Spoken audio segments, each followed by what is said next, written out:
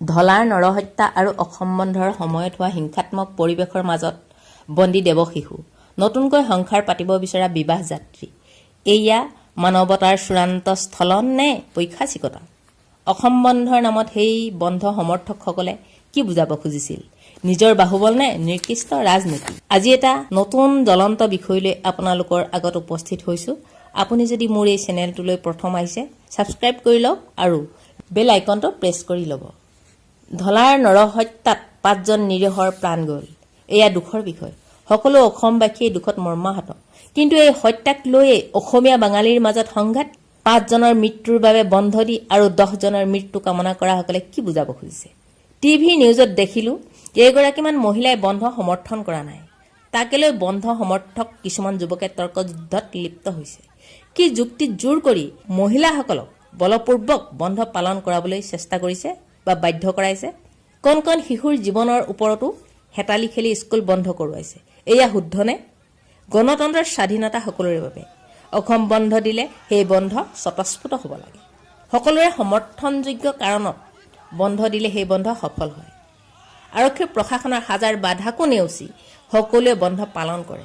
কিন্তু এই 5জন ব্যক্তিৰ মৃত্যুদাতা কোন? তাক নজনাকৈ সমগ্ৰ অসমবাসীয়ে বন্ধ যে পালন কৰিবই লাগিব, তাৰ কি যুক্তি আছে? বন্ধ সমৰ্থকসকলে এই 5জন ব্যক্তিৰ আত্মাৰ সদ্গতিৰ বাবে যদি মৌন সমদল উলিয়ালেহেঁতেন, তেনেহ'লে সকলোৰে সমৰ্থন লাভ কৰিলেহেঁতেন।